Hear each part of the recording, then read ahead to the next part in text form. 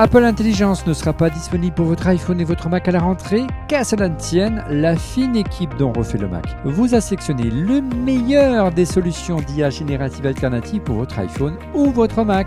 Mais ce n'est pas tout, nous vous présentons cette semaine le top 50 des apps pour Mac et iPhone.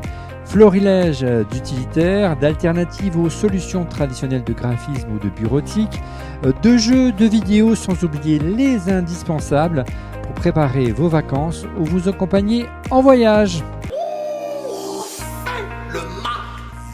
Et bonjour à toutes et à tous, vous regardez On refait le Mac, alias ORLM, très heureux de vous retrouver pour notre débat tech hebdomadaire. On est encore là presque tout l'été jusqu'à la fin du mois de juillet. On se donne rendez-vous encore la semaine prochaine pour la dernière de la saison. En tout cas, merci pour votre fidélité. N'hésitez pas, vous le savez, à vous abonner à notre chaîne YouTube et à liker. Liker, c'est très important. Et puis, un salut particulier au club, aux membres du club ORLM. C'est la version premium de notre chaîne YouTube. Cet abonnement payant, vous soutenez ORLM et en contrepartie, l'émission est accessible rien que pour vous quelques jours en avance. Vous pouvez poser des questions en direct, échanger avec l'équipe via un chatroom en Discord et venir ici au Village Baïséa à Paris assister à des enregistrements en coulisses. Toutes les infos, vous l'avez vu sur le QR code qui est apparu à l'écran ou dans la description de cette vidéo. Avec à mes côtés en plateau cette semaine, Stéphane Zibéi. Bonjour Stéphane. Bonjour Olivier, bonjour à toutes et à tous. Il y a beaucoup travaillé pour essayer d'aller vous dénicher le meilleur des applications d'IA générative, bien qu'Apple n'arrive pas à nous les sortir nativement. Donc on a été vous chercher des alternatives. Vous allez voir, c'est passionnant. En duplex, il a mis le cap déjà sur les vacances et la Corse. Monsieur Damien Douani. Bonjour Damien. Bonjour à toutes et à tous, et vous aurez noté pour ne pas vous rendre jaloux, j'ai préféré rester en intérieur parce qu'en extérieur, c'est tellement beau. Oui, c'est vrai qu'on ne peut pas rivaliser, nous, avec notre vue sur Paris. Pour info, on avait prévu de faire cette émission sur le toit terrasse du Village Baïséa avec une magnifique vue sur la Tour Eiffel et une partie des JO. Et malheureusement, il pleut à Paris, donc on reste dans notre studio. C'est pas plus mal. Allez, un petit mot au sujet de notre sponsor NordVPN, la solution idéale à l'heure des vacances. Que ce soit avant de partir pour faire vos réservations depuis votre pays de destination ou encore payer moins cher. Et sur place, bien sûr, pour surfer sur les réseaux publics ou en toute sécurité ou encore pouvoir regarder vos programmes TV ou streaming préférés depuis l'étranger.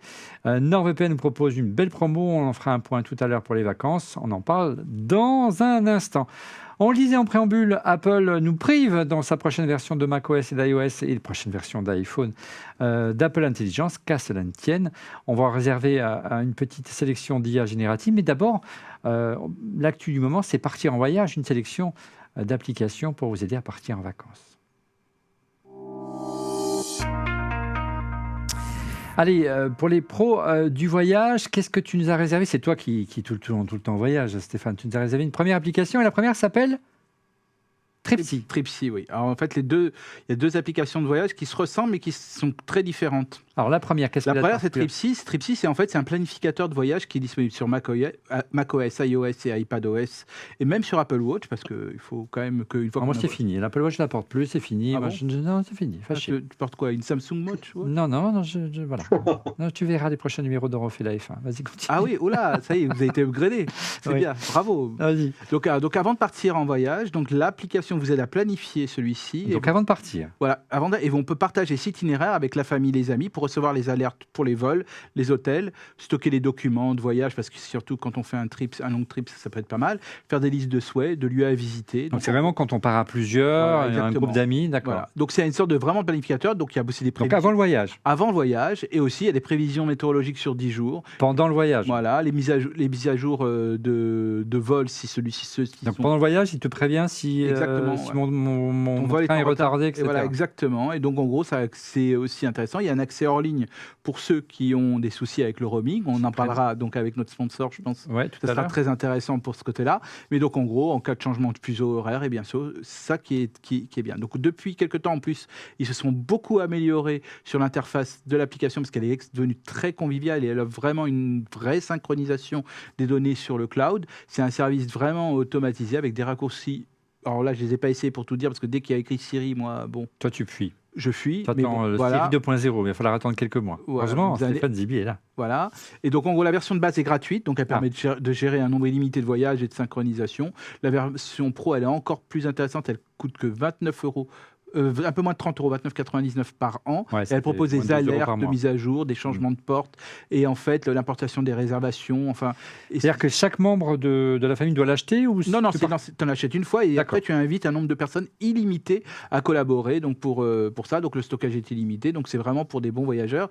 Et en fait, il y a un bon plan quand même. C'est 7 jours gratuits si on part moins d'une semaine. Ouais, si on part un week-end, par Un exemple. week-end, tu Ouais. peux l'utiliser comme si ça, et aussi il est possible d'utiliser un forfait hebdomadaire à 2,99 €. Très bien. Tu nous as sélectionné une deuxième Alors- application. Alors, c'est plutôt pour organiser son voyage, quand on a Avant- une idée très précise de ce qu'on veut Alors, faire. Et là, par exemple, voilà, on est encore à Paris, on ne sait pas ce qu'on va visitait. faire, voilà. Est-ce qu'on reste pour les JO parce que est-ce qu'on pourra avoir la chance d'avoir des places? Ou finalement, allez, je veux partir, je fais quoi? Bah voilà. Donc ça, c'est comme on essaie quand même de voir. On parlait des voyages, on dit quand même il est dommage qu'il n'existe pas une application avec de l'IA dedans. En voici une qui s'appelle Favel. Mais l'IA, pourquoi faire? Alors justement, donc en 3 minutes, c'est ce qu'ils disent, ce qu'ils Ah. promettent. T'as essayé? J'ai essayé, je vous dis. Donc c'est disponible sur iOS, bon, aussi sur Enfin, il te fait un voyage sur mesure? sur mesure. Admettons qu'on ne sait pas où aller. Ouais, Je décide, il dit voilà, je voudrais aller sur une plage déserte et pas très chère. ouais. Et ben il va nous trouver une plage déserte et pas très chère. Non. Si, exactement. Admettons qu'on est un pays où on veut aller, par exemple au Mexique, Ouais. en Australie, Ouais, ouais, en Corse, ouais, très bien. Admettons qu'on est Chez Damien. Vas-y, Damien. chez Accueille à Damien, la maison, voilà, par où exemple, il aller. dit voilà, je voudrais aller en Corse Damien, et ne pas payer un hôtel et un vol, etc. il nous dit allez chez Damien. Aller chez Damien s'il veut. Voilà. Mais en gros, c'est une véritable exactement. intelligence artificielle, comme une sorte de chat GPT, mais spécialisé pour le voyage. Et je vous encourage de le tester parce que faites-le sur une destination que vous Mais connaissez. c'est vous allez payant, voir. c'est gratuit. C'est gratuit. Ah, et en c'est fait, quoi il se rémunère, Ah bon. semble-t-il, Ah, visiblement sur avec le vos données, bien sûr. sur le renvoi vers les prix des billets d'avion et des hôtels qu'ils auront proposés. Et franchement, j'ai été assez bluffé par cette IA et en plus pour le voyage. Bon, bah écoute, c'est une belle découverte. Damien, qu'est-ce que tu nous as sélectionné cette semaine? Toujours pour le voyage.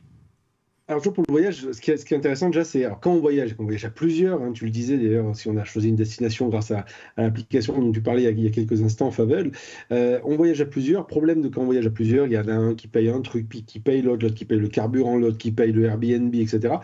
Et à la fin, on se retrouve avec un gros bazar, c'est qui doit quoi. Et on finit à par qui, s'engueuler. On ne sait pas trop. Exactement. Et c'est un très bon motif d'engueulade, croyez-moi. Eh bien, justement, il y a une très bonne application qui s'appelle TreeCount, qui est disponible sur iPhone. Alors, TreeCount, c'est quoi? Eh ben, c'est assez malin. C'est une application sur iPhone et sur iPad, mais on va dire que l'iPhone, c'est plus pratique à trimballer que l'iPad en vacances. Le principe est le suivant. Tout simplement, l'idée, ça va être en fait d'entrer toutes les dépenses que l'on fait communément dans TreeCount et bien sûr de l'attribuer à quelqu'un, de telle sorte que la machine va automatiquement faire à la fin la balance de qui doit quoi à qui finalement. Donc c'est assez malin, mais d'abord en plus ce qui est assez malin, c'est que l'interface est très belle, elle est très bien faite, très stylée, donc ça c'est plutôt agréable à utiliser. Mais là où c'est encore plus malin, c'est qu'il y a d'inclus dans l'application une carte prépayée gratuite que l'on va pouvoir charger comme une carte de dépenses communes. Et en fonction des dépenses qui vont être faites par le biais de cette carte, qui est compatible bien sûr Apple Pay, et bien à partir de là, les dépenses vont être comptabilisées, donc par exemple le restaurant, et vous allez pouvoir attribuer la dépense à quelqu'un ou plusieurs personnes. Et à la fin, la machine fait toute la petite plomberie qui va bien, et elle vous dit qui doit quoi à qui, et c'est réglé. C'est génial très ton malin, truc. et c'est vraiment bien gaulé. Ouais, non, franchement, c'est super simple, c'est vraiment bien fichu.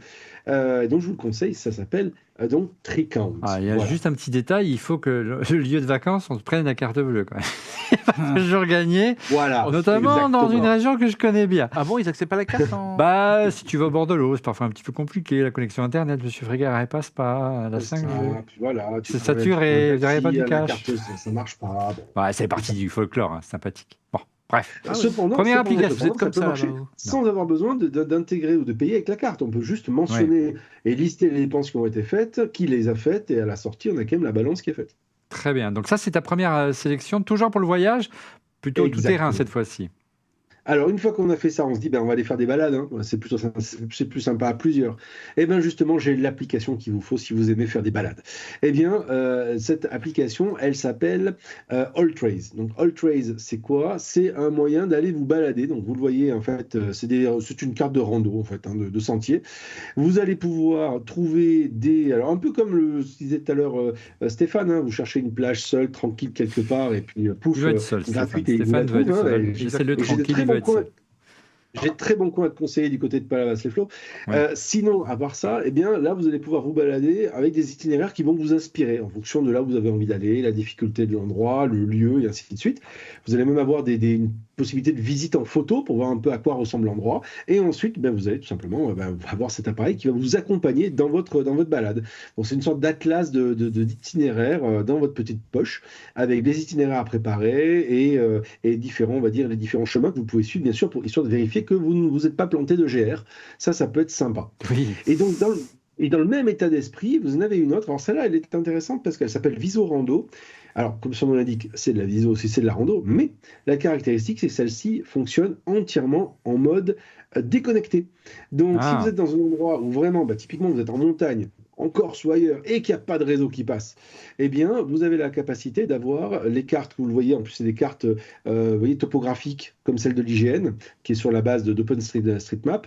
Vous avez la capacité d'avoir donc du mode GPS en rando, offline, complètement offline. Donc vous le voyez à l'écran, vous allez pouvoir voir les différentes étapes de votre rando qui vont se faire au fur et à mesure de votre balade.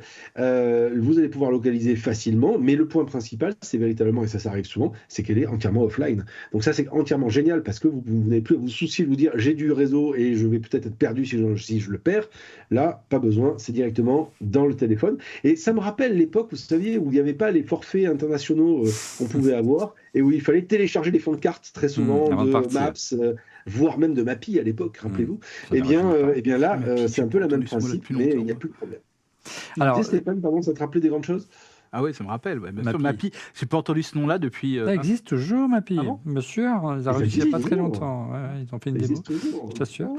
Ils font une app, voilà, un peu concurrente de Waze notamment, ou de Google Maps. Et ça a été racheté par la RATP. Exactement. Ça sert de alors, tu sais que l'une des principales angoisses au moment de partir en vacances, c'est prendre la route. Et l'autre angoisse, c'est prendre la route avec une voiture électrique.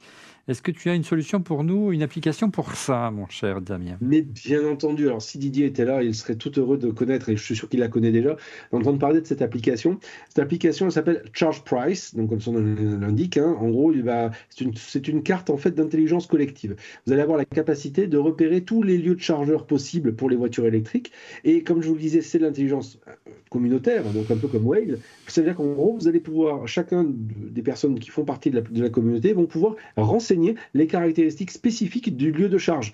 Donc les tarifs, le coût de charge, les stations qui sont gratuites, et ainsi de suite. Donc le nombre de wattages. Donc ça permet vraiment d'avoir une carte intelligente, d'intelligence collective, pour savoir où est-ce que je peux charger ma voiture lorsque je suis sur le chemin pour les vacances. Et je trouve ça plutôt malin. Surtout que comme il y a des commentaires de la communauté, ça permet aussi de corriger des erreurs de manière dynamique. Donc c'est vraiment le Waze des stations de charge en voiture, et je trouve ça plutôt pas mal. Alors la grande tendance, on le voit beaucoup sur les réseaux sociaux, sur les TikTok et autres Instagram, c'est les amoureux du van qui partent à l'aventure avec leur petit van. Alors c'est fabuleux d'imaginer pouvoir passer la nuit dans un endroit désert, mais avant il faut quand même faire quelques étapes et trouver des parkings. Est-ce que tu aurais une solution pour nous? Ah oui, moi je suis un fan de van life, non absolument pas. Mais il y a plein de gens, effectivement, tu as raison, sur TikTok qui adorent vivre cette expérience extraordinaire, qui bien souvent arrête après. Mais dans tous les cas de figure, ils ont envie de la tester, et c'est ça qui est plutôt sympa. Et donc, quand vous vous baladez, vous ne pouvez pas vous arrêter n'importe où. Très souvent, il vous faut un lieu pour vidanger aussi, éventuellement, si vous avez un gros camping-car, pour vidanger vos toilettes ou autres. Et puis, il faut peut-être trouver un point d'eau. Enfin bref, il y a différentes caractéristiques nécessaires, à commencer par le fait de ne pas vous garer, enfin de vous garer à un endroit où c'est autorisé. Et c'est là qu'intervient cette application qui s'appelle Park Fortnite. Park Fortnite, c'est une application pour iPhone et pour iPad, qui va vous permettre de référencer plus de 140 000 lieux où l'on va pouvoir se poser avec sa petite voiture, son petit camion, son petit van. Donc camping-car, fourgon aménagé, van, ce que vous voulez. Vous allez donner votre point de départ, votre point d'arrivée, par où vous avez envie de passer. Et sur le chemin, il va vous indiquer où est-ce que vous allez pouvoir vous poser tranquillement, éventuellement si vous avez envie d'un joli point de vue ou autre, pouvoir pique-niquer, etc. Et il va vous donner ces différents points de vue. ces différents points de chute, au gré des points de vue de la communauté, puisque là encore, il y a une dimension communautaire qui est inclue dans l'application. Et puis, pour finir, vous pouvez aussi, en plus, demander à ce qu'il y ait éventuellement on va dire des activités autour. Si vous aimez, je sais pas, le kitesurf, ou si vous avez envie de bronzer tranquillement, de trouver une petite plage tranquille, pas chère, gratuite, comme dirait Stéphane, eh bien, c'est possible aussi. Vous le mettez dans l'application et il vous trouvera le bon lieu. Est-ce qu'il y a une fonction apéro? Il y a ça, non? Parce que là, on a Je soif. pense qu'on doit pouvoir trouver fonction apéro à plusieurs, ça doit être jouable. Bon, de mon côté, ma prochaine application, c'est une application indispensable si vous partiez en vacances et notamment à l'étranger. C'est bien sûr un VPN. On a sélectionné bien entendu celui de notre sponsor qui est de loin le meilleur VPN du marché. Il s'agit bien sûr de NordVPN pour blinder votre connexion. Alors, l'avantage d'abord de ce VPN, c'est qu'il est disponible sur toutes les plateformes d'Apple, que ce soit macOS, iOS, iPadOS et même l'Apple TV. Oui, moi je pars, Stéphane, avec mon Apple TV car mes enfants, comme ça, quand je loue un endroit, je le branche sur l'Apple TV. Ils retrouvent tout leur écosystème, ils sont contents, leurs dessins animés, leur machin. Et je préfère leur mettre l'Apple TV plutôt qu'une tablette. Regardez ces contenus, bien sûr, vous pouvez regarder vos contenus vidéo de chaîne ou plateformes de streaming françaises depuis l'étranger. On sait que parfois c'est un peu compliqué parce qu'on n'a pas les droits. Vous pouvez éventuellement, si vous êtes sur place et que vous avez à la dernière minute besoin de louer une voiture, louer une voiture avant de partir, comme si vous étiez sur place, donc vous allez payer moins cher. C'est la même chose avec les VPN. Vous pouvez vous faire passer pour un... Si vous allez partir en Italie, vous faites croire que vous êtes en Italie, vous allez voir que le prix de la voiture, le prix de l'hôtel va baisser considérablement. Oui, Stéphane. Justement, dans l'achat de billets, il a été vu par plein de statistiques qu'il y avait des jours où c'était mieux de les acheter le mardi et le mercredi. Et encore mieux maintenant, quand on met un VPN dans les pays de l'Est, ah bon? Ça fonctionne encore un peu plus. Vous savez ce qu'il vous reste à faire si vous n'avez pas appris votre destination. Vous pouvez faire des économies directes avec vos billets pour les billets d'avion. Et NordVPN, c'est pas tout. Si tu choisis d'aller dans ton lieu de vacances et que tu veux profiter de Wi-Fi public, il est plutôt conseillé d'utiliser un VPN pour pouvoir sécuriser ses données et les crypter en toute tranquillité. Et puis, c'est pas tout, parce qu'en fait, NordVPN vient de sortir un nouveau service qui s'appelle Seli. Seli, qu'est-ce que c'est? C'est une solution de eSIM. Si vous n'avez plus besoin à l'aéroport de faire la queue pour acheter votre carte SIM, avant de partir, vous téléchargez votre eSIM. Vous avez des forfaits pour la plupart des pays dans le monde entier. Et c'est en un clic, c'est très pratique. Vous pouvez avoir une ligne 4 ou 5G étrangère sans bouger de l'avion avant même de partir. Et puis surtout, vous évitez les mauvaises surprises avec des fournisseurs d'accès qui parfois peuvent vous facturer des données qui n'étaient pas prévues sur le contrat. C'est très flexible. Si vous avez atteint votre forfait, vous demandez une prolongation. Il suffit pour cela de télécharger l'application eSIM sur l'App Store, sur votre iPhone ou sur votre téléphone Android, bien sûr, et c'est bien plus sûr d'utiliser une ligne 5G ou une ligne 4G que les Wi-Fi publics, et souvent ça va plus vite. Comptez par exemple à partir de 3,99 € pour 1 giga pour une eSIM, par exemple, si vous partez aux États-Unis. Si vous voulez 3 gigas, ça passe à 8,99 €. 5 gigas, 13,99 € jusqu'à 36,99 € pour 20 gigas. Donc ça reste raisonnable.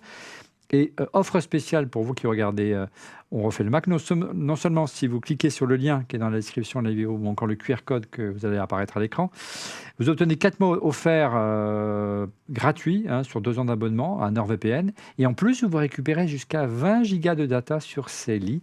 Voilà un beau cadeau avant de partir en vacances grâce à notre sponsor NordVPN et Seli. Merci à NordVPN de nous soutenir. Une application plus originale encore, mon cher Damien. Mais oui, quand on part en vacances, on a besoin de se désintoxiquer un tout petit peu de nos e-devices. Est-ce que vous vous rappelez le Tamagotchi? Très bien. Peut-être jouer à ça. Ils sont tous morts. Je vous propose la même chose, quasiment. Alors, le Tamagotchi qui revient à la mode aujourd'hui, vous vous rappelez le principe, c'était en gros, il fallait lui donner à manger si on ne voulait pas qu'il meure. Certains le laissaient mourir aussi, le regarder agoniser, mais ça, c'est une autre histoire. Eh bien, ce que je vous propose, c'est une application qui va permettre de faire, non pas la même chose, mais quasiment. Ça s'appelle Forest. Ça coûte 4,99 € et l'objectif de Forest, c'est de vous déconnecter de vos écrans. C'est compatible iPad, iPhone et même Apple Watch. Et le principe, c'est quoi? Eh bien, moins vous regardez l'écran, plus vous allez avoir une forêt qui grandit. Donc en clair, vous commencez l'application, le jeu, si on peut dire c'est une sorte de jeu, c'est gamifié, en plantant une petite graine, puis celle-ci va grandir, et moins vous allez regarder votre écran, Et plus la graine va grandir, l'arbre va grandir, et puis après vous allez avoir une forêt, et puis vous allez continuer comme ça, et c'est extraordinaire. Le truc sympa aussi, c'est que quand vous faites ça de manière virtuelle, vous allez pouvoir aussi planter en vrai.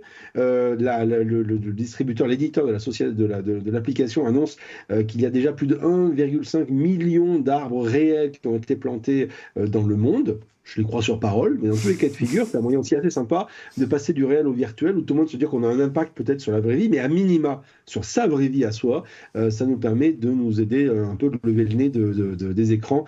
Et en vacances, je trouve que c'est pas une mauvaise idée. Et puis c'est vachement ludique comme système, je trouve ça assez cool. Très bien, et c'est vrai que c'est une manière originale de se désintoxiquer. Alors, la semaine prochaine, on va vous proposer une émission pour partir en vacances avec ses objets geeks préférés, avec une sélection d'accessoires, mais c'est bien aussi quand même de débrancher d'autres. Oui, bien sûr. Ouais. Merci. Pas guère. Ouais, on va y Je me sens arriver. super convaincu en fait. Allez, on va passer aux solutions alternatives à Apple Intelligence, puisqu'on l'a dit, Apple Intelligence ne sera pas dispo tout de suite en France. Mais avant, on passe au busomètre. Le busomètre, ce sont les actus rumeurs qui ont le plus buzzé du côté d'Apple et de la planète Mac Forever, du site Mac Forever. Et comme Didier n'est pas dispo cette semaine parce qu'il est en vacances et il a bien raison, c'est donc moi qui vais me coltiner le busomètre que nous a préparé notre ami Didier. Et Didier nous a sélectionné une première info. Il s'agit de Google qui va faire le plus gros rachat de son histoire, 23 milliards de dollars pour Wiz. C'est bien plus que, souvenez-vous, Google avait Motorola. Bien plus que Motorola en son 12 temps. milliards à l'époque. 12 milliards à l'époque. 23 milliards de dollars, c'est pour Wiz. Wiz, qu'est-ce que c'est? C'est une solution de cybersécurité, comme quoi cette solution de circonstance, et qui intéresserait Google plus qu'apparemment que des solutions d'IA. Donc 23 milliards, c'est une somme énorme. C'est une boîte israélienne, on connaît bien. Ouais. Et en fait, ça bat aussi le record des ventes, des rachats de boîtes israéliennes, parce que c'est 15 milliards jusqu'à présent qui étaient Mobileye par Intel. Et c'est une boîte d'autant plus importante, c'est qu'on a tous potentiellement plusieurs solutions de cloud. On peut être chez Amazon, on peut être chez Google, on peut être chez Dropbox. Mutualisé. C'est une façon aussi de sécuriser l'ensemble. 23 milliards. 23 milliards. Et en fait, ils font une croissance de malade. Vraiment une croissance de malade. Ils ont 40 sociétés, des Fortune 100, des 100 plus grosses boîtes du monde. Ils en ont pris 40. Tout le monde les prend. Et en fait, c'est Google. Ça va être Google et ça va être un accélérateur de dingue. Et surtout, ils vont être un véritable concurrent à Amazon et à Microsoft, et ça va augmenter la valeur de Google de façon exponentielle. Ils n'en avaient pas forcément. Après Google, on va parler du PC, ou plutôt des émulateurs PC qui sont de retour sur l'App Store. On savait depuis que le DMA est en vigueur en Europe, Apple ne peut plus refuser aussi simplement qu'il faisait avant les applications, notamment les applications d'émulation. Elles sont arrivées, puis elles sont reparties, puis elles sont revenues, les émulateurs PC, pour pouvoir jouer notamment à des jeux historiques. On va vous sélectionner notamment tout à l'heure, vous verrez quelques émulateurs plutôt pour Mac, pour pouvoir jouer notamment sur des vieux PC jeux DOS, des vieux PC Amiga ou des vieux jeux de Commodore 64. Autre info, c'est malheureusement pas une rumeur, c'est les écrans LG Ultra Fine 5K qui semblent avoir des soucis de durabilité. Donc c'est les fameux écrans, vous savez, Thunderbolt, 5K de chez LG. Donc si c'est le cas, n'hésitez pas à prévenir, à aller voir la boîte qui vous l'a vendu pour savoir si le service après-vente va suivre, parce qu'apparemment il y a des soucis de garantie et de durée de vie. Donc soyez prudents. Une autre... c'est plus une rumeur, celle-là, de Didier. Vous l'avez certainement vu, cette vidéo sur les réseaux sociaux, où on voit à Hiroshima, au Japon, une vidéo qui est sortie dans ses eaux en 1980, où un reporter visite une maison qui n'aurait pas été occupée depuis la fameuse explosion, ou presque, de l'époque. Et on voit, il prend à la main ce qu'il considère comme être un miroir. Donc il se regarde dedans, et en fait, on regarde, c'est un iPhone 13. Et nous sommes en 1980. Donc ça, évidemment, fait une traînée de poudre sur les réseaux sociaux. Apple est tenu par des extraterrestres. Et en 80, on avait déjà un iPhone 13. Et en fait, bien sûr, c'est un fake, puisque c'est une vidéo qui était tournée bien après, tirée d'un téléfilm japonais. Vous avez toutes les infos sur l'article de Didier sur Mac Forever. Dernière info ou rumeur, et je suis intéressé d'avoir l'avis de Damien, parce qu'on n'a pas entendu évolue encore sur le Vision Pro. Le Vision Pro est arrivé en France la semaine dernière, en Cathy et beaucoup avec Mini. Mais il y a quand même beaucoup d'applications qui sont arrivées. MyCanal est arrivé sur Vision Pro. Et puis, OQI, comment tu dis OQI, voilà. Bref, l'application de Free qui vous permet de regarder tous les programmes de la Freebox qui est également sur le Vision Pro. Notre ami Xavier Niel l'avait annoncé en exclusivité dans On refait le Mac. C'est donc confirmé. Damien, qu'est-ce que tu en penses de ce produit de casque de réalité mixte, cet ordinateur spatial qui fait rêver tout le monde, mais à 4 000 €, il faut avoir les moyens. À 4 000 €, il faut avoir les moyens. Moi, je l'avais testé quand il est arrivé. Et l'outil en lui-même est juste extraordinaire. Bon, il est lourd. C'est une démonstration technologique. Donc, autrement dit, on se dit bien qu'il va y en avoir pour quelques années avant qu'il devienne plus fin, plus léger, etc. Mais on voit bien que Apple a voulu mettre la barre très haut pour pouvoir faire en sorte de se dire, voilà, on part de là. Maintenant, sur les usages, là où on retrouve bien la patte Apple, c'est sur l'interface qui est extrêmement léchée et vraiment bien foutue. Et notamment ce côté, je peux accrocher où je veux de manière virtuelle des panneaux, des écrans de télévision, par exemple, comme une application comme Oki, et autres éléments qui vont faire que lorsque je rentre dans ma cuisine, je vais peut-être retrouver une page web avec des recettes de cuisine. Si je vais ailleurs, dans mon salon, je vais peut-être retrouver un écran de cinéma et ainsi de suite. Donc ça, c'est plutôt bien fichu.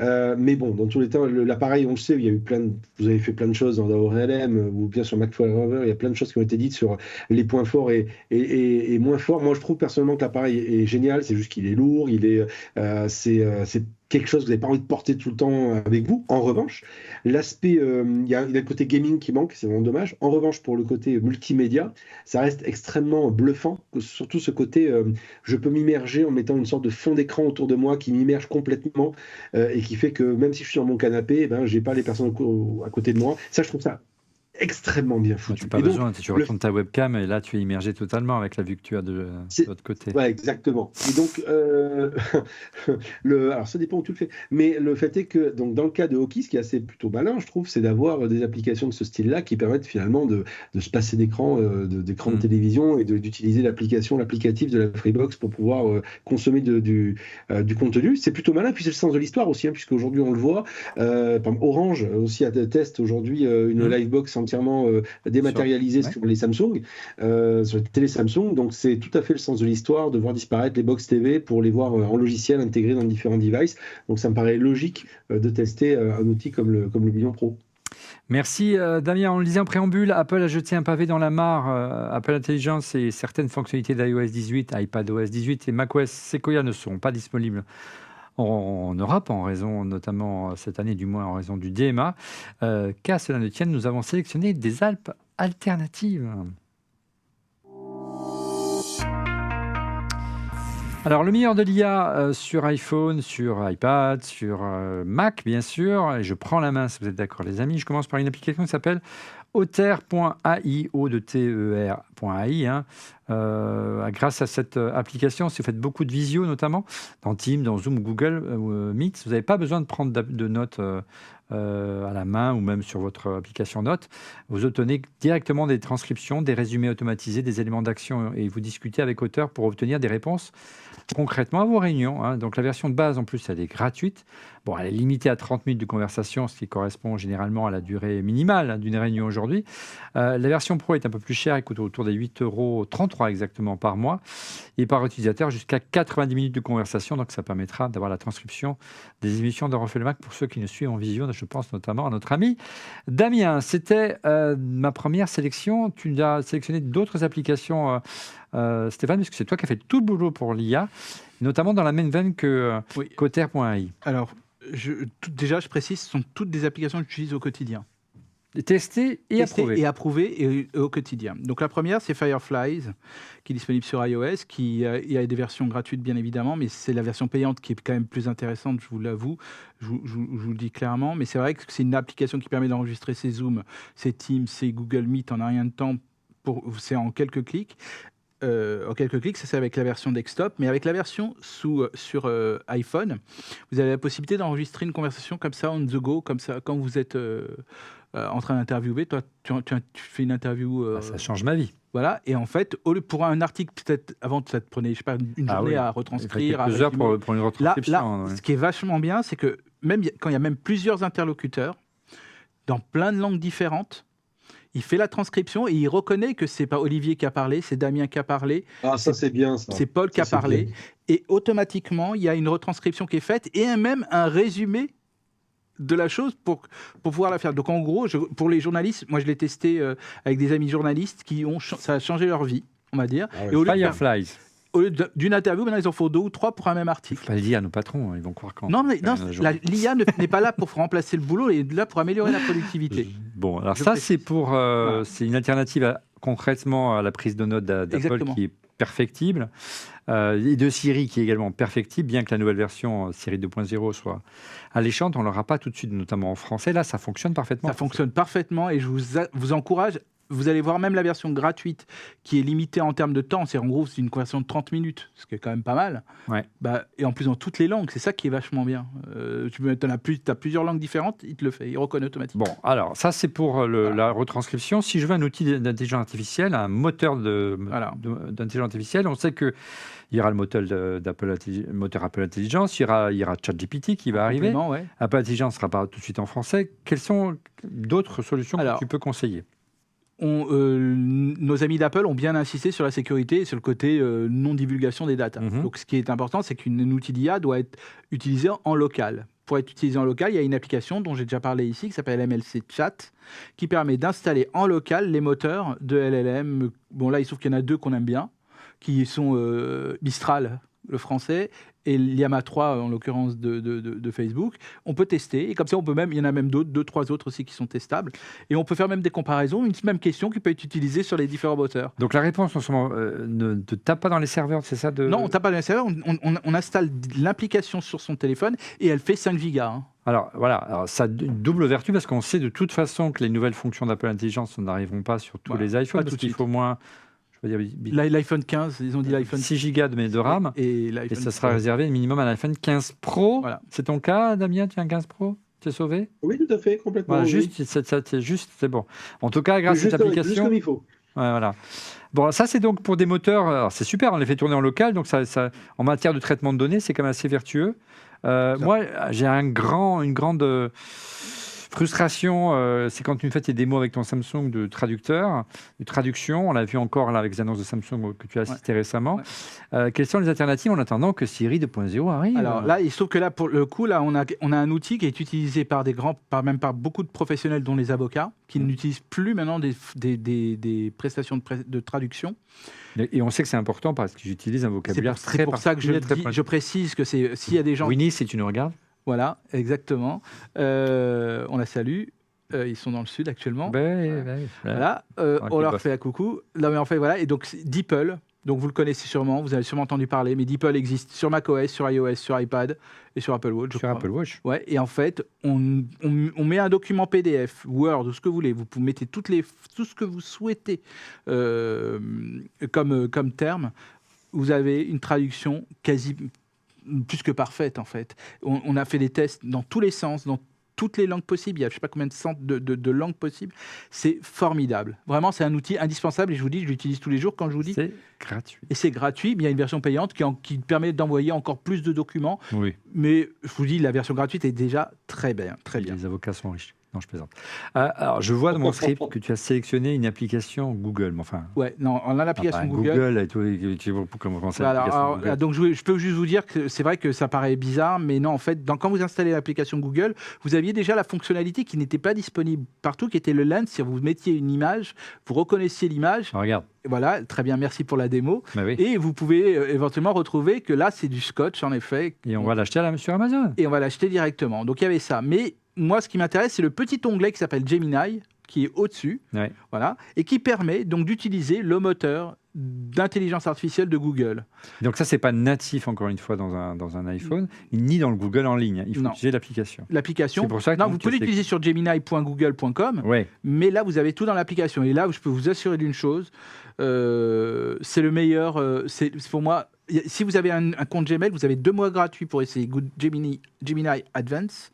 Et je ne vous cache pas que c'est pour moi le meilleur outil actuellement, parce que vous pouvez, avec Advance, vous pouvez mettre un document PDF, par exemple, de 1500 lignes, 1500 pages, pardon. Il ne travaille plus, il Et non, mais non, c'est pas ça. C'est qu'en gros, on travaille. Vous savez ce que depuis que j'utilise ces outils-là, vous savez quoi? Je dors 2 heures de plus. Donc je suis plus en forme. Je dors plus sur le plateau de il dort Mac. 12 heures. Il dort même pendant l'émission. Vous vous rendez compte? Des fois, on le réveille. Vous vous rendez compte? C'est ça qui est vachement bien quand même. Damien, qu'est-ce que tu utilises toi comme Grâce moteur à si tu es un l'IA, chouchou? maintenant, Alors, il est là, vous avez compris qu'il est à fond sur Google, il aime Non, bien mais non. Mistral aussi, mais Non, laisse-moi, Damien, tu es déjà GPT, tu es quoi? C'est quoi ta couleur? En attendant qu'Apple Intelligence arrive. Il n'y a rien chez Apple. Bah oui. Qu'est-ce que tu conseilles Non, toi, de ton côté? Attends, non, mais il y a des trucs sympas, mais, non, mais moi je dois reconnaître que ChatGPT fonctionne plutôt pas mal. Il est assez bluffant. Hein. Ça marche plutôt pas mal. Je suis comme toi, mais bon, après, ça exploite mes données, mais vu le service rendu, ça ne me dérange pas vraiment, à vrai dire. Alors, on continue toujours avec un autre outil d'intelligence artificielle pour faire des vidéos, c'est ça? Des vidéos, qu'on pourrait aussi appeler des deepfakes, parce que, en gros, voilà, admettons, je prends une photo d'Olivier, je lui dis, voilà, Olivier doit faire une interview de Albert Einstein. Alors, comment s'appelle ton application? Runaway, ML. Ah, on le voit. Voilà. Ouais. Et donc voilà, vous pouvez choisir soit 2 photos, soit une vidéo que vous souhaitez étendre. Voilà. Et donc grâce à ça, on peut demander, par exemple, je mets une photo d'Olivier, je dis je veux que Olivier interviewe Albert Einstein. Ouais. On met quelques questions. Genre en gros, qu'est-ce qu'il pense du dernier iPhone, etc. Non. Et Olivier interroge Albert Einstein à propos du futur iPhone. Donc en fait, tu fais un prompt comme on le faisait autrefois sur ChatGPT. Autrefois, c'était il y a un an, mais c'est vrai que ça va tellement vite, on a l'impression que c'était il y a des années, voilà. Mais c'est vrai, ça fait penser au terminal, moi, c'est pour ça. Voilà, exactement, voilà. Et en fait, là, tu peux générer des vidéos, des fausses... Attention aux fakes, les amis. Ah, mais c'est un outil de deepfake, et donc moi je vous dis, c'est très très utilisé actuellement, et il faut se méfier un petit peu de tout ça, mais voilà. C'est gratuit? Il y a une version gratuite, bien sûr, et après, il y a aussi un abonnement, comme d'habitude. Voilà. On parlait de vidéo, une fonction qui a énormément de succès. On l'utilise d'ailleurs On refait le Mac. Pour nos extraits dont on refait le Mac. Voilà. Oui. Donc ça, c'est l'outil. Il a fait fureur. Il s'appelle Caption. Ouais. Et Caption permet... Voilà, comme on refait le Mac l'utilise, donc voilà, c'est qu'on prend n'importe quelle vidéo, il nous fait, donc on peut faire du montage, on peut rajouter tout un tas de pistes. Alors ça, c'est la version Mac. On voit les extraits d'On refait la F1, qui est notre autre émission, et c'est assez bluffant, effectivement. Voilà. Et on peut avoir la reconnaissance en quelques secondes des sous-titres, mais simplement, si par exemple, on peut les traduire. On refait la F1, on l'a fait en anglais pour attirer des nouveaux annonceurs, admettons, dans l'horlogerie, ça sera possible en quelques secondes grâce à cet outil-là qui est je crois que c'est rarement vu une appli aussi intuitive pour quelque chose aussi compliqué. Et aujourd'hui, on peut maintenant faire tout et n'importe quoi. Bien sûr, si on dit qu'on veut faire une story sur Instagram, il y a le template, on peut rajouter de la musique. Il y a plein de fonctions qui arrivent au fur et à mesure de l'eau. Hein. C'est une des applications les plus généreuses et les plus... parce qu'elle est payante quand même, pour qu'on puisse bien en profiter. Je pense que c'est mieux d'avoir la version payante. Je suis d'accord. Et c'est tout sur toutes les plateformes. Et franchement, je pense que c'est un très bon investissement, surtout si vous publiez du contenu. Et ça va le magnifier d'une manière ou d'une autre. Ah, c'est vraiment, on voit une accélération, Damien, dans ce domaine qui est assez incroyable. Pour nous qui créons du contenu, on a des outils à notre disposition, c'est assez fou. Il y a deux trucs qui me bluffent dans ce que tu présentes, Stéphane, Olivier. Il y a deux choses. Il y a ce que tu viens de dire sur le côté sous-titrage. Moi, je me rappelle avoir travaillé avec des boîtes de prod. Quand il s'agissait de faire les sous-titrages, le monteur s'arrachait les cheveux parce qu'il fallait d'abord faire il fallait faire le découpage au timecode précis. En plus, c'était dans une langue autre que tu connais pas, donc faut pas se planter. Etc. Là, le machin, il te le fait tout seul. Alors, bien sûr, des fois, il y a des fautes d'orthographe, ou il y a des, pour les mots un peu complexes qu'il ne connaît pas, il faut repasser derrière. Mais c'est quand même extraordinaire. Et le deuxième truc dont on n'a pas parlé ici, que je trouve aussi bluffant, c'est maintenant les applications qui permettent de passer d'un format 16:9 à un format 9:16, donc autrement dit, de horizontal à vertical, tel que tu l'as montré là, avec les extraits de On refait la F1. Ça, pareil, ça prenait 2 heures, 3 heures à des monteurs quand tu voulais vraiment bien faire le truc. Là maintenant, le machin, il te le fait automatiquement en bloquant les bonnes personnes à découper, en faisant le bon agencement de vidéos.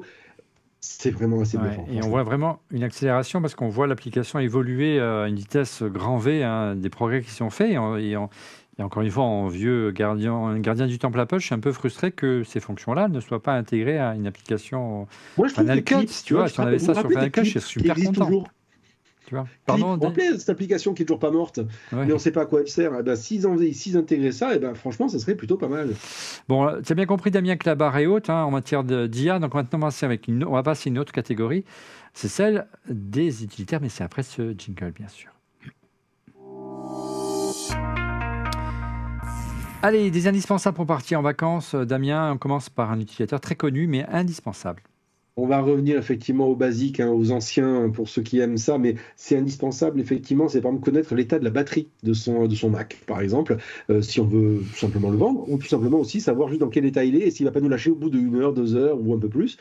Et ça, pour ça, il faut vérifier la qualité de la batterie, le nombre de cycles qu'il y a pu y avoir. Et ça, ce n'est pas des informations qui sont directement données par les infosystèmes de macOS. Donc, il faut un ou deux petites applications en plus. Alors, pourquoi je dis un ou deux? Parce que j'en ai deux à vous proposer qui font quasiment la même chose. Une qui est gratuite, une qui est payante, vous choisissez votre camp.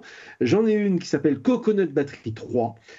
Et donc ça c'est un grand classique, hein, que vous allez pouvoir mettre dans votre Mac, dans lequel vous allez pouvoir retrouver d'un seul clic depuis la barre du Finder toutes les applications, enfin plutôt le diagnostic précis de l'état de la batterie de votre Mac, mais ça peut être aussi de votre iPhone, hein, si vous le connectez dessus. Donc en gros la charge initiale de la batterie, ce qu'elle est maintenant capable d'encaisser après X cycles, etc. Même connaître la date de fabrication, tout ça. Donc c'est plutôt sympa. Et puis, vous en avez une autre qui s'appelle Battery Health, donc en français, on va dire l'état de votre batterie, la santé de votre batterie. Globalement, ça fait la même chose, hein, on ne va pas se mentir. Maintenant, si vous avez envie de financer le développeur, libre à vous, parce que c'est important aussi de payer des applications pour financer les développeurs, c'est pas gratuit. Donc vous avez la capacité d'avoir cette application qui fait quasiment la même chose pour le même objectif que je viens de vous expliquer.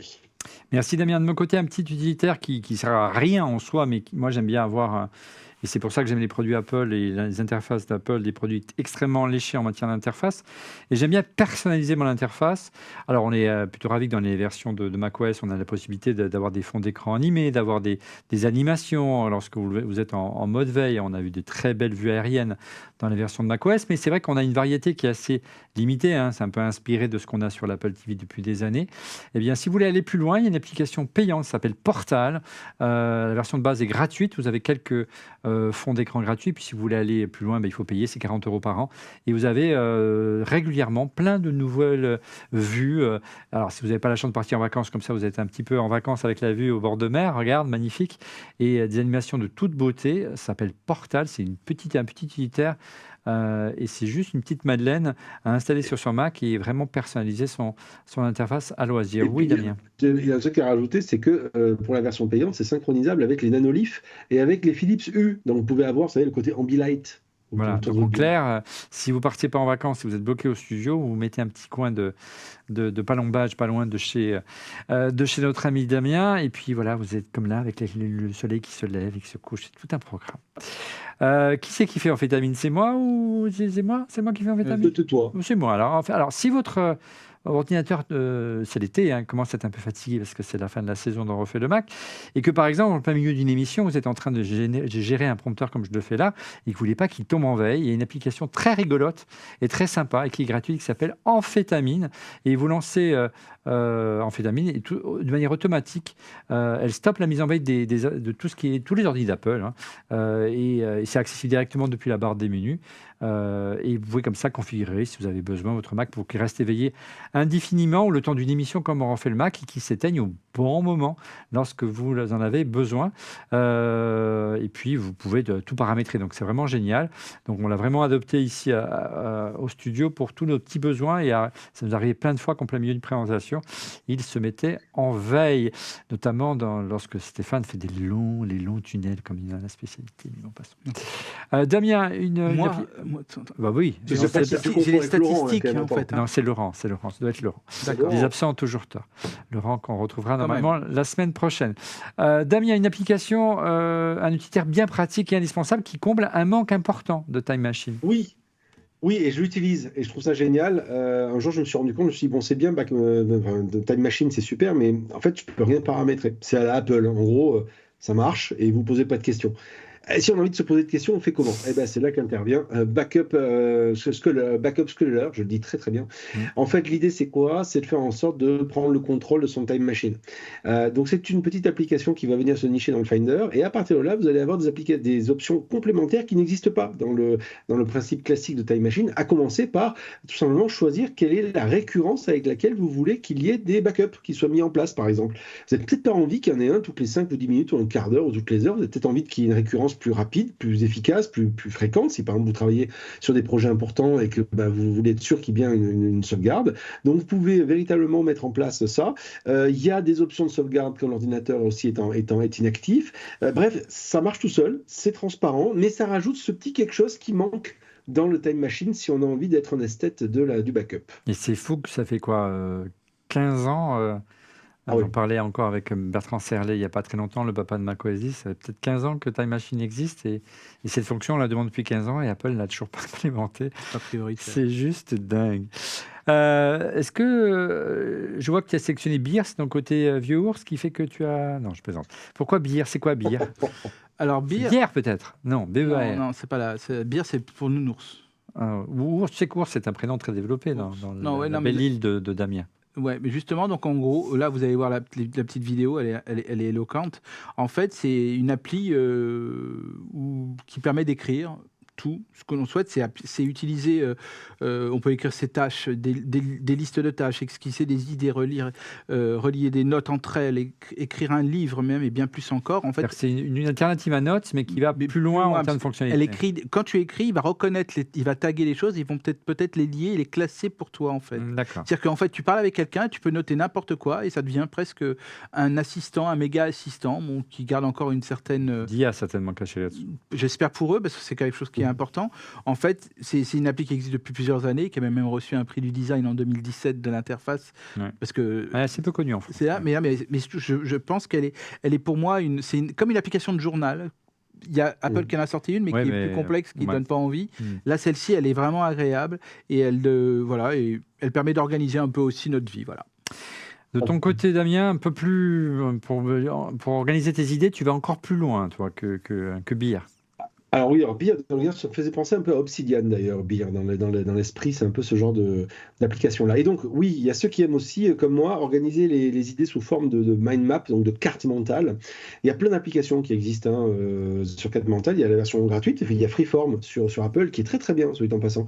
Puis vous avez aussi Xmind et plein d'autres applications qui existent. Et puis il y en a une qui est assez sympa parce qu'elle fait un peu un mélange entre de l'écrit et justement cette logique de carte mentale. Elle s'appelle Scapple. Donc Scapple, c'est une application. Vous allez partir, ça part du texte. Donc vous allez écrire ce que vous avez envie d'écrire, tout simplement. Et à partir de là, vous allez pouvoir découper en petits morceaux si vous avez envie votre texte, et ensuite connecter des points entre eux. Donc c'est une carte mentale, mais c'est un peu comme si vous aviez un grand tableau blanc sur lequel vous allez mettre des post-it, mais là c'est pas des post-it, vous mettez des mots. Et ensuite vous allez vous allez pouvoir ajouter des images, etc. Et ensuite à partir de là, vous allez pouvoir tout combiner comme vous avez envie, bouger ça dans tous les sens, créer des connexions entre des concepts, couper ou rompre des connexions entre certains concepts, et ainsi de suite, pour au bout d'un moment d'avoir une sorte de grande carte, grand mind map qui est assez lisible sur un ou des concepts. On pourrait imaginer par exemple que plutôt que d'avoir un conducteur linéaire comme on a pour cette émission à chaque fois, qu'on ait quelque chose sous forme de grands blocs divers et variés. Ça pourrait être une formulation différente on va dire, du conducteur. C'est plutôt assez sympa, mais c'est pour ceux qui aiment vraiment ce travail visuel. Moi personnellement, je suis très à l'aise avec ça et ça me plaît beaucoup, et je trouve que l'application est plutôt sympa. Elle est un peu chère, 23 € quand même sur macOS, et il n'y a pas encore de version iPad, ça c'est vraiment dommage, mais ça ne saurait tarder. De ton côté, Stéphane, je parlais tout à l'heure des solutions d'économisation d'écran. Toi, tu préfères les fonds d'écran? Ah oui, là c'est un outil qui est un peu, qui peut paraître un peu accessoire, mais qui prend le contrôle indépendamment sur jusqu'à 6 écrans en même temps, ou plus. Et donc chaque moniteur peut avoir donc un espace virtuel. Il n'y a pas de limite supérieure sur l'écran. Tu peux faire un immense fond d'écran. Exactement. Et moi, ce que j'ai trouvé, quand tu m'as fait la démo, ce que j'ai trouvé remarquable, c'est que la plupart des fonds d'écran, donc ces effets qu'il y a dans les dernières versions de macOS, ces effets vidéo, s'arrêtent sur un écran. Là, on peut en avoir. Mais non, mais là, la vidéo continue en fond d'écran. C'est ça que j'ai trouvé rigolo. Et en fait, et c'est ça qui est... iWallpaper, c'est comme ça. Exactement. En anglais, moi sur l'App Store, le Mac App Store, mon fond d'écran dynamique. Je précise. C'est une application japonaise. Donc elle a été traduite, mais enfin, c'est très chouette. Regarde. C'est vraiment rigolo. C'est vraiment rigolo, et on voit tout ça. Ça donne. Ça d'habitude, c'est un fond d'écran. Non, c'est un économiseur d'écran. Non, c'est votre fond d'écran. Exactement. Et c'est dynamique, et on peut mettre ce que l'on veut. Et en fait, si on a plein d'écrans, ça peut faire comme une sorte de grand mur d'images qu'on pourrait éventuellement recomposer. Tout plein, ça. Hein? C'est bien ça. Oui, je pense que ça doit être une bonne idée, ça. C'est mignon. Allez, un classique des utilitaires pour Mac et accessoirement de temps en temps, on a un sponsor dans Refait le Mac, mais pas cette fois. Ah oui, le grand classique, hein, Clean My Mac. Moi, je l'utilise depuis des années et enfin, le couteau suisse de tous ceux qui veulent maintenir en état leur Mac, hein. Donc, ça permet de tout faire. Ça permet de faire de l'analyse intelligente, ça permet de vérifier les pièces jointes, ça permet de faire de la désinstallation propre des applications. Parce que même si on n'est pas sur Windows et qu'il ne reste pas des DLL qui traînent, bah, quand même, des fois, il y a des trucs qui traînent. Donc là, ça peut vraiment bien nettoyer, récurer. Ça permet de vérifier qu'il n'y ait pas de Trojan, de petits machins qui ne devraient pas être là, qui se baladent. Bref, c'est vraiment bien foutu. Il y a une application qui tourne en tâche de fond qui permet régulièrement d'optimiser la mémoire, la RAM, qui permet d'optimiser plein de petites choses, de vider notamment tout ce qui est le swap, tout ce qui permet aussi d'avoir tout ce qui est si la poubelle est trop grosse, etc. Bref, c'est vraiment un petit assistant au quotidien qui maintient régulièrement votre Mac et qui empêche de l'encrasser. Moi, j'ai jamais regretté d'avoir acheté ma licence, donc allez-y, faites-le. C'est le cas de le dire. Voilà pour une petite sélection d'applications utilitaires bien sympas à utiliser au quotidien là dans les voilà avec son Mac. C'est vraiment ClimaMac effectivement un indispensable. On passe maintenant à des solutions plus légères, notamment autour du jeu et du divertissement. Une première application, c'est, vous savez, on est tous dans cette émission fans de F1. C'est d'ailleurs pour la raison pour laquelle je vous invite à vous abonner à notre nouvelle émission qui s'appelle On refait la F1. On a développé notre propre chaîne YouTube. Et ce qu'on aime bien sûr, on adore regarder On refait la F1 sur ma canal, sur Canal+. On adore notamment les Commentaires. Les commentaires. Merci, j'ai du mal, c'est la fin de semaine, de Julien Febvreau. Mais on aime bien aussi les stats, des choses comme ça. Et il y a notamment une solution que fait la F1 Liberty Media, qui est donc l'organisateur des Grands Prix de F1. Une application que vous pouvez télécharger pour votre Mac et votre iPhone, qui vous donne toutes les vues de tous les pilotes en temps réel et presque faire votre réalisation sur mesure. Eh bien, on peut même encore aller plus loin sur son Mac grâce à Multiviewer, qui est une application gratuite étonnante. Vous rentrez vos coordonnées si vous êtes abonné à l'application F1. Voilà. Et en rentrant vos coordonnées, vous récupérez tous les flux que Canal reçoit par ailleurs. Et vous pouvez, pendant tout votre Grand Prix, avoir sur votre écran principal le flux du Grand Prix. Sur un écran déporté, grâce à AirPlay, si vous avez un Apple TV, la vue de votre pilote préféré. Sur votre iPad, si vous le branchez en USB, vous avez tous les temps autour, etc. etc. En clair, vous avez carrément offert à vous qui êtes fan de F1 tout le nécessaire d'un commentateur de F1 professionnel, voire d'un team principal qui, vous savez, dans la petite guérite devant la ligne de départ, a plein d'écrans devant lui. vous avez ça chez vous et c'est sur votre Mac et c'est gratuit si vous êtes abonné à l'application F1 officielle. Ça s'appelle Multiviewer et j'ai adoré notamment. Et puis, allez, un petit rappel, parce que c'est important de souligner que des sponsors nous soutiennent pour profiter, pour pouvoir regarder justement ces programmes comme la F1 une fois l'été venu, parce que cet été des Grands Prix, il y en a encore 2 de mémoire. Et il faut notamment utiliser un VPN pour pouvoir regarder depuis l'étranger, par exemple un canal, tel celui de NordVPN. Vous obtenez en ce moment 4 mois offerts sur tous les abonnements de 2 ans à NordVPN et vous récupérez en plus, vous voyez, jusqu'à 20 gigas de data sur Celi, la solution de NordVPN en matière d'ISIM. Christophe Degrève devait être avec nous cette semaine et vous savez que c'est notre grand spécialiste de jeux vidéo. Il nous a préparé une petite liste et c'est toi, Damien, qui va tenter de le retranscrire. Bon courage. Oui, je vais essayer de faire ce que je peux. Mais dans tout ce qu'il nous a donné, ce cher Christophe, il y a Stray d'abord. Alors, Stray, c'est plutôt amusant parce qu'en fait, si vous aimez les jeux de simulation, Stray, c'est quand même un truc plutôt sympa parce qu'en fait, vous connaissiez peut-être Goat Simulator qui vous permettait de faire de la simulation de chèvres. Stray, c'est la même chose, mais pour les chats. Voilà. Donc, un simulateur de chat. Oui, tout à fait, un simulateur de chat. Voilà. Donc, si vous aimez les petits chats et que vous avez envie de jouer avec la simulation, si vous avez envie peut-être d'essayer de devenir maître du monde, puisque vous le savez, c'est le but avoué de tous les chats, c'est de devenir un jour maître du monde, eh bien, vous pouvez essayer de jouer avec ce jeu Stray, qui est plutôt sympathique et plutôt amusant. C'est plutôt surprenant. Et les graphismes sont pas mal, effectivement. Ouais, les graphismes sont effectivement assez sympathiques aussi, effectivement. Donc ça, c'est le premier jeu sélectionné par Christophe. Qu'est-ce qu'est le second jeu cette fois-ci ?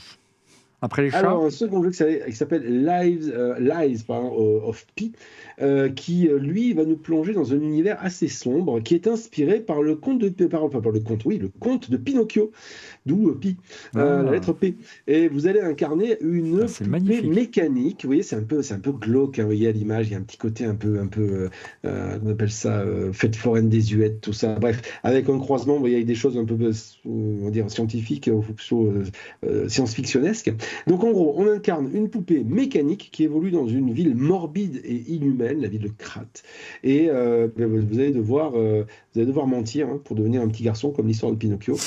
Et bien sûr, les mensonges et ce que vous allez raconter, comment évoluer pour essayer d'évoluer dans le jeu, essayer de ne pas vous faire prendre, et bien sûr, va avoir un impact sur le jeu en lui-même. Donc, c'est plutôt très original comme jeu, comme choix. Et je ne peux que vous le recommander. Ouais, une jolie réinterprétation, réécriture effectivement du conte de Pinocchio. On revient dans le futur cette fois-ci ou plutôt dans le passé Oui, même? alors bon, je ne vais pas vous le présenter parce que ça vous le connaissez, c'est Resident Evil, hein, donc on ne va pas le présenter plus que ça. Resident Evil 4, ce qui est un grand classique. Ça, c'est comme quand on part en vacances et on se dit qu'on va prendre sous son bras un petit classique, hein, que ça aille d'un Alexandre Dumas ou un Marc Lévy, vous choisissez votre team. Bah, Eh bien là, pardon, tu es quoi? Tu es plutôt prends un quel team Capcom, tu prends un Capcom avec toi. Voilà. Voilà, et ben tu peux prendre un Capcom avec toi, effectivement l'éditeur du jeu, et un bon petit Resident Evil, hein, avec ses bonnes petites tronçonneuses, etc. Et bien vous les voyez à l'image. C'est un grand classique. Le 4 est disponible et c'est un très bon jeu que je ne peux que vous conseiller. Et les derniers jeux pour si vous reste encore un peu de temps et que votre épouse vous l'autorise. Alors le dernier c'est Valheim, Valheim qui est d'ailleurs disponible sur macOS depuis récemment, donc c'est à signaler depuis juin de cette année. Donc vous le voyez à l'écran, c'est un jeu qui en fait va vous permettre d'explorer avec des monstres, des lieux divers et variés. Vous allez pouvoir explorer des forêts, vous allez pouvoir explorer des montagnes et essayer vous le voyez, de découvrir des mondes nouveaux. C'est un jeu un peu d'heroic fantasy, c'est assez surprenant, assez sympa. Les visuels sont très très beaux, comme vous pouvez le voir à l'écran. Oui, si vous aimez le monde des Vikings, c'est tout à fait pour vous. Vous allez donc explorer plusieurs mondes, et donc c'est disponible sur différents devices, et donc notamment en Mac maintenant. Voilà, et maintenant il ne vous reste plus qu'à acheter une manette de jeu pour pouvoir jouer avec tout ça. Ça tombe bien, hein, c'est le sujet de la semaine prochaine. Et je précise quand même un truc, si jamais il y a dans les gens qui nous regardent de la communauté, des gens qui trouvent que je me suis planté sur la description d'un jeu ou que ce n'était pas exactement comme il fallait, je ne suis pas le spécialiste gaming. Donc, il fallait que c'est Christophe qui donc, nous a refilé ça. Et débrouillez-vous. Débrouillez-vous, il a dit. Ah bon, d'accord. Bah justement, dans la série, Christophe nous a sélectionné une série d'émulateurs. Donc, c'est moi qui vais essayer de le remplacer. Si vous êtes un fan de rétro gaming, c'est vrai que l'été, c'est aussi un petit moment de replonger quelques années en arrière sur les vieilles consoles, les vieilles bornes d'arcade sur lesquelles on a grandi. Un classique sur Mac. Sur Mac, je précise, il s'agit bien sûr d'OpenEmu, qui est ultra simple à utiliser. Alors, bien sûr, il faut aller chercher les ROM, et là, on laissera aller les chercher et les trouver où il faut aller les trouver. Mais donc, il y a plein de jeux, un large éventail de jeux de console. Et puis, ce que j'aime bien, c'est l'interface. Vous voyez, c'est classé avec les jaquettes. Je trouve ça très sympa avec la boîte d'origine. Et puis, c'est bien sûr compatible avec les manettes de jeu. Je le disais en préambule, hein, si vous voulez brancher une manette de jeu, on fera une petite sélection la semaine prochaine avec Christophe. Et puis, si vous ne trouvez pas le bon joypad, vous pouvez toujours mapper dans le joypad avec l'émulateur. Alors évidemment, les performances, c'est assez variable en fonction de la puissance de votre ordi, mais maintenant avec les puces Apple Silicon, ça tourne plutôt bien. OpenEmu, un must sur Mac. Une autre application, si comme moi, vous étiez très frustré dans les années 90 de voir tous les jeux PC arriver sur MS-DOS et sur Mac, il n'y avait quasiment rien. Vous avez votre revanche, parce que maintenant, on peut émuler très facilement les jeux DOS, notamment avec une puce Apple. Combien d'années après ? Ouais, 20 ans après. Apple Silicon, ça s'appelle Boxer. C'est une application qui vous permet d'émuler tous les bons vieux jeux de MS-DOS des années 90. Vous allez retrouver Doom, Duke Nukem, Command & Conquer, Red Alert, XCOM et j'en passe, Enemy Unknown, enfin bref, tout ce auquel je n'ai pas pu jouer pendant des années. Je vais pouvoir me rattraper cet été. Si vous voulez revenir en arrière, parce qu'avant, il n'y a pas que le Mac dans la vie, et puis on a tous été, si vous êtes de la même génération que Stéphane, Damien et moi, on a tous eu des ordinateurs, comment on appelait ça, des ordinateurs familiaux, on les appelait comme ça à l'époque, et notamment un ordinateur des années 80 et la fin des années 80, début des années 90, c'était l'Amiga qui était une sorte de super Mac du pauvre en couleur. Il y avait deux équipes, il y avait Amiga, puis il y avait Atari. Moi, je suis Atari, moi. On va en parler après, Atari. Moi, je suis Atari. Alors, si vous voulez un émulateur Amiga, moi j'adorais, il y a des jeux magnifiques, puis il y a un son stéréo sur l'Amiga, des jeux en plein écran à l'époque, c'était du jamais vu en 1632 bits. Vous avez un émulateur qui s'appelle FAUAE, le lien est dans la description de la vidéo, j'y suis arrivé. FAUAE, émulateur Amiga. Et si tu veux un émulateur d'Atari, il y a l'émulateur Atari avec un H. Oui, Atari. Pour des questions. Bah évidemment. Et tu peux réinstaller tous tes petits jeux Atari de l'époque. Et si, comme Christophe, tu es un fondu de Commodore 64, tu as aussi Virtual C64 sur Mac qui te permet de simuler tes bons vieux jeux de Commodore 64 sur ton Mac. Regarde, tu pourras jouer à Pitfall, tu pourras jouer à Winter Games. Là, ça m'intéresse, là. Ah, voilà, ça te rappelle des bons souvenirs. Là, oui. Voilà. Moi, j'adorais Atari. Non, mais là, ça, c'est Commodore 64. Il ne suit pas. Non, mais si, j'adorais. C'était donc Virtual C64 et on clôt ainsi notre rubrique divertissement et on termine avec la dernière rubrique qui s'appelle Et aussi. Et aussi, tu ne t'aimerais pas à refaire la retouche photo, à faire du graphisme, mon cher Damien, pendant les vacances ou pas d'ailleurs? Je n'ai qu'une envie, bien entendu. Et comme moi, je suis nul en Photoshop, comme dirait Feu Steve, pour The Rest of Us, nous avons Pixelmator, qui est un très bon outil. Pixelmator, c'est vraiment le Photoshop pour ceux qui n'aiment pas Photoshop, qui ne comprennent rien à Photoshop. C'est vraiment mon cas. Donc Pixelmator, qui s'est vraiment enrichi dans les années et qui d'ailleurs revient des fois un peu compliqué, mais globalement, c'est quand même beaucoup plus simple qu'en Photoshop, puis ça coûte beaucoup moins cher aussi. Donc, vous avez aujourd'hui Pixelmator sur Mac, vous l'avez maintenant aussi sur iPad, et donc Pixelmator, je ne peux pas dire mieux que c'est le Photoshop simplifié pour ceux qui ont envie de faire de la retouche photo, maintenant un peu de retouche vidéo aussi. C'est simple, c'est efficace, l'interface est très belle, elle a reçu plusieurs fois des prix du design de chez Apple. Bref, c'est un must qu'il faut absolument que vous ayez si vous avez envie de vous toucher un peu à la retouche photo, mais que franchement, ça ne vous parle pas. Ouais, et elle s'ouvre maintenant à des fonctions d'IA comme de bien entendu. De ton côté, on reste dans le graphisme, plutôt la photo cette fois-ci, voilà. Stéphane. Donc ça, c'est une application d'appareil photo qui a été primée donc pour iPad. J'aime bien commencer par ça, l'info. Et donc, elle s'appelle Alid. Alid. Et Alid, je sais pas comment on prononce. Alid MK2. MK2, oui. Bon, ça c'est MK2, je savais pas. Et donc en gros, elle est sur iPhone et sur iPad. Elle dispose aussi d'un composant sur Apple Watch pour la prise de vue à distance. C'est-à-dire que tu peux la distance. Et donc, on peut modifier l'exposition, régler la mise au point manuellement ou basculer en mode automatique et faire une prise de vue manuelle avec des gestes très simples, intuitifs, avec l'aide sur l'écran tactile. Ça regorge d'outils que les photographes professionnels eux-mêmes utilisent, et surtout ça offre une excellente prise en charge du ProRAW et l'ensemble complet des contrôles d'exposition manuelle de l'application. Et donc il y a la vitesse, l'ISO, la balance des blancs, enfin bon, c'est vraiment une super application, et je vous encourage. Donc si on ne part pas avec son appareil photo, son Nikon ou son Canon réflexe de 20 kg, on peut prendre son iPhone et faire comme un pro. Voilà, justement. Elle est beaucoup plus loin que l'application à iPhone. Mais encore une fois, c'est les meilleures applications pour Mac et iPhone, et c'est pour toute l'année, c'est pas que pour les vacances. Justement, une application qu'on utilise beaucoup ici à Electronics Production, donc qui produit, on refait le Mac. On a souvent des difficultés à ouvrir certains formats de fichiers vidéo. QuickTime, un coup elle accepte, un coup elle accepte pas. Alors l'alternative le plus simple, c'est prendre VLC. On a trouvé mieux. Alors je sais pas comment on prononce, si c'est LLNA ou c'est INA. Non, c'est INA. On me souffle dans l'oreillette, mais avec 2 I, comme l'INA, l'Institut National de l'Audiovisuel, avec 2 I. Et cette application, en fait, vous permet, INA, de lire la plupart des formats vidéo que vous le souhaitez. Avec ça, vous ne serez jamais surpris. Vous arriverez toujours à ouvrir n'importe quel format. C'est assez bluffant.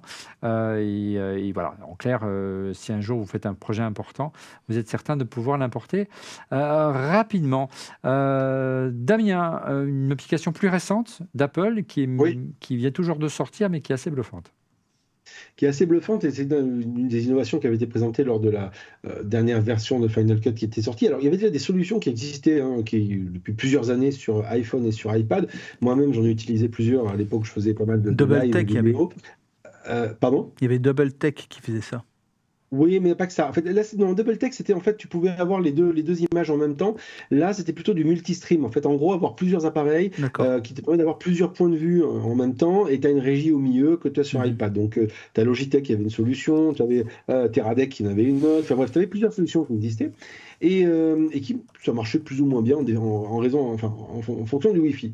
Bref, tout ça pour dire que c'était quand même plutôt sympa et ça permet de faire des petits plateaux de télé très vite avec différents points de vue.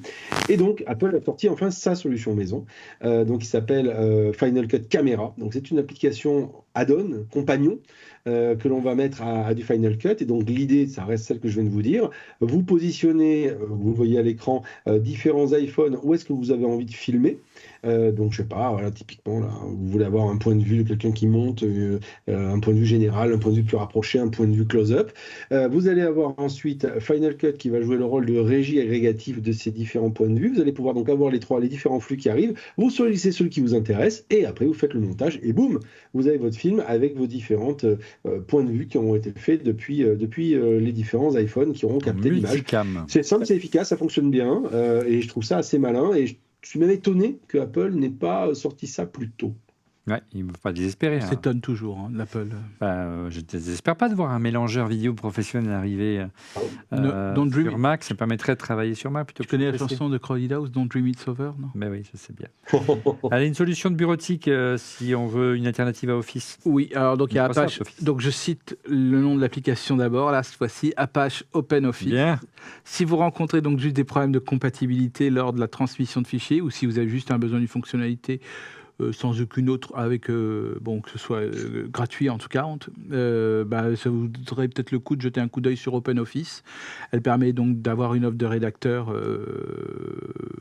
classique comme on peut utiliser Word ou autre, et c'est vraiment très Vraiment tout ce qui est traitement de texte. voilà, traitement de texte et voilà. Et donc Il y a quoi, feu de calcul exprès oui, pour voilà, Excel, exactement. Il y a du une fonction de présentation qui s'appelle Exactement. Impress. Il y a tout. Il y a l'équivalent d'Excel, l'équivalent de Ça va même PowerPoint. plus loin avec des éditeurs Maintenant, il y a aussi l'éditeur d'équations pour les étudiants. C'est C'est aussi de base de données qui n'est toujours pas arrivée sur Mac. Elle est dans un... dedans. C'est l'équivalent de Microsoft Access. Je ne sais pas si ça vous dit quelque chose. Ouais, c'est jamais arrivé sur Oh Mac. là, Voilà. mon Dieu. Tu te rappelles Voilà. Access? C'est l'horreur. Ouais, bah, c'est Microsoft Access. FileMaker Pro. C'était quoi? C'est FileMaker Ouais, voyons. voilà. Et donc c'est en plus c'est gratuit et c'est très bien. Donc. Et c'est aussi convivial que les fonctions d'Apple qui évoluent peu et à notre grand regret. De mon côté, également une petite solution de traitement de texte s'appelle Bean. On va pas confondre avec Beer. Non, ça s'appelle Bean. Et c'est une fonction très, à la fois très simple, très épurée et à la fois très riche en fonctionnalités. Et oui, c'est possible. Voilà. Voilà, si vous passez beaucoup de temps à écrire, notamment si vous faites des bouquins, des mémoires, et on sait que l'été, c'est le moment particulier pour faire ce genre de choses si vous êtes étudiant, et vous ne cherchez pas des fonctions hyper avancées et qui coûtent cher, généralement sur les traitements de texte, bien qu'aujourd'hui les étudiants aient droit à du Microsoft Word quasiment gratuit, voire Page est gratuit, il coûte quelques euros sur iPad. Bean, c'est vraiment une belle alternative. Vraiment, il vous immerge dans un univers pour qu'il n'y ait pas de distraction, c'est vraiment une interface minimale. Il vous donne les fonctions de base. Quand on écrit des articles en tant que journaliste, on est omnibulé par le nombre de caractères ou de mots. Voilà. Bref, vous avez vraiment l'essentiel et c'est vraiment quelque chose pour écrire et être productif. Et ça s'appelle Bean. Et puis, je crois que c'est la dernière, c'est pour moi également. Moi, j'aimais bien une application dans les années 90 et début 2000 chez Apple, ça s'appelait plutôt années 2000, ça s'appelait iPhoto. Et une fonction star, quand on faisait la démo de Steve Jobs, je me souviens toujours, c'est quand il a présenté iPhoto, regardez, vous avez toutes vos photos dans iPhoto. Et vous cliquez sur un bouton, et ça fait un livre photo. Et vous receviez votre livre photo à la main. iPhoto a disparu, cette fonction a disparu aussi. Heureusement, est arrivé Motif, qui est exactement la même chose. Motif. Oui. Qui est exactement la même chose que fait iPhoto et vous permettra, en rentrant de vacances, de faire un joli livre photo et le partager avec votre famille ou vos amis. Et ça coûte pas très cher du tout, vous verrez. Ça marche bien sûr en France et en euros. Ça s'appelle donc Motif. J'aimerais bien que ça revienne, ça, chez Apple, mais bon, bref. Allez, on a clôturé le top 50, puisque c'était la 50e application au service pour Mac et iPhone. On termine avec vos coups de cœur. Stéphane, un petit coup de cœur. Ouais, mais Très rapide, un gros coup de cœur, c'est le podcast Génération Do It Yourself de l'ami Mathieu Stéphanie. Et comme on a du temps, c'est l'été, donc c'est bien aussi de prendre le temps d'écouter. C'est des interviews qui sont un peu plus longues. Format long. Format long, 1h30, 2 heures. Il y a On aller dans le fond des choses. Voilà. Et donc là, cette semaine, c'est quelqu'un qui fait des randonnées, donc ça a duré 3 heures. Sur le GR20. Sur le GR20, entre autres. Et donc, vraiment, c'est passionnant. Même au départ, on peut se dire, tiens, ça ne nous intéresse pas, mais la façon dont Mathieu interviewe, il y en a qui aiment, il y en a qui n'aiment pas. Mais je peux vous encourager à... A priori, tu aimes. Moi, j'aime bien, et je trouve que c'est bien de prendre le temps, de temps en temps. Et l'été, c'est aussi le moment de prendre le temps. Si vous voulez écouter un podcast sur la plage ou sur la route, c'est vraiment agréable. Oui, en plus, c'est vraiment très bien. Et en plus, c'est aussi une façon, c'est un bon modèle pour tous ceux qui font des podcasts. Ça a attiré l'œil de grands diffuseurs, et là, maintenant, il fait sur TF1. Oui, mais au-delà, ce que je trouve intéressant, c'est pas qu'un podcasteur passe dans la lumière de la télé, parce que maintenant, un podcasteur peut faire autant d'audience qu'un grand média. Ce que je trouve intéressant, c'est qu'il arrive à attirer des très grands noms. Ah oui. Et avant, on disait un podcast, c'est confidentiel. Là, il y a eu coup sur coup, il y a eu Arthur, le producteur, animateur. Macron.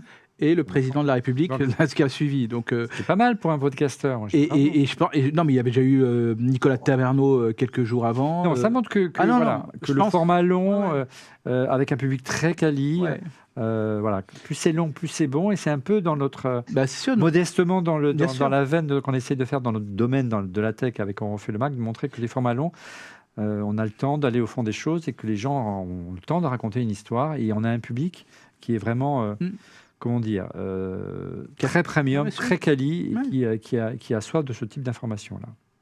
Ton coup de cœur, mon cher Damien? Je me dis qu'en fait, j'aurais dû faire ma pub en expliquant, en parlant de mon podcast des éclaireurs du numérique, qui en est quand même à sa 6e saison. Mais oui, aussi un format long également. Format long en live. On fait des formats longs sur X en space, donc sur du live, et des formats longs de 1h30, 2 heures. Et effectivement, c'est assez sympa. Sur le côté, pour revenir à ce que vous disiez, sur le côté prendre le temps avec des invités qui sont invités ou qui s'invitent tout seuls, mais très souvent avec du très beau monde. Mais vraiment avec du beau monde très souvent. On est assez surpris d'ailleurs de voir les gens qui passent par là. Ça peut être des politiques, ça peut être des chefs d'entreprise. Vraiment, c'est assez surprenant, les gens qui passent une tête et qui ont un truc à dire. Donc on le fait régulièrement sur les X de Space, les Space de X plutôt, en live, ou bien en enregistré sur les éclairs du numérique.fr. Mais bon, ça voilà, je ferme la parenthèse pour ceux qui ont envie de rajouter des éléments ou des podcasts dans leur liste de balado-diffusion. Moi, sinon, j'avais envie de vous parler d'une autre application, puisqu'on était en thème des applications aujourd'hui, un jeu justement, mais parce qu'il y a un point qui est assez intéressant, c'est que Netflix, depuis plusieurs années, essaye de faire des extensions de gamme, on va dire, autour de ces séries télé. Donc, vous avez eu par exemple Stranger Things ou des jeux qui étaient directement émanants de certaines séries. Et maintenant, ils rachètent carrément des jeux plutôt sympas. Et il y en a un qui est très sympa pour la plage, qui s'appelle Storyteller. Storyteller, c'est un jeu qu'ils ont racheté et qui est vraiment très sympa, qui est d'une apparence simplissime, mais en fait qui est extrêmement compliqué. C'est un peu comme un Rubik's Cube. Alors, autrement dit, le principe est très simple. Vous avez 6 cases comme une bande dessinée. Vous avez des éléments à placer dans les différentes cases en faisant du drag and drop. On vous donne un objectif d'histoire. On vous donne juste la trame, très simple, en une phrase. Et vous devez réimaginer ce que pourrait être la trame en 6 cases. Alors au début, c'est super simple, et puis c'est hyper compliqué à la fin, vraiment. Et c'est le genre de jeu que j'adore, parce que hyper simple en apparence, hyper compliqué et riche dans sa profondeur. Et c'est vraiment le jeu, vous pouvez passer des heures sur la plage en jouant à 100. C'est vraiment très très bien, c'est gratuit. Puis si vous êtes abonné Netflix, vous pouvez le télécharger. Voilà. Storyteller. De mon côté, c'est pas forcément un produit, c'est une sorte de service. Pour moi, dans mon esprit, il y a de moins en moins d'entreprises de tech qui proposent des solutions de services après-vente, en tout cas dans l'impression, digne de ce nom. Pour moi, malheureusement, ces dernières années, une imprimante G-Dank, par exemple, c'est un produit jetable. Il y a quelques semaines, j'ai été convié par les responsables de Canon France à aller visiter leur centre de SAV dans la région parisienne, et j'étais très étonné de voir qu'en fait, qu'ils réparaient tout. Y compris la petite imprimante à 49 € ou 99 € chez Carrefour, dont on pense souvent une fois qu'elle tombe en panne, qu'elle est qu'elle n'est pas réparable, ce qui n'est pas le cas. Ils offrent vraiment des formules qui vont très loin, puisque vous avez la possibilité de... vous recevez un bon pour pouvoir l'envoyer, et l'envoi est pris en charge par Canon. Donc c'est assez remarquable.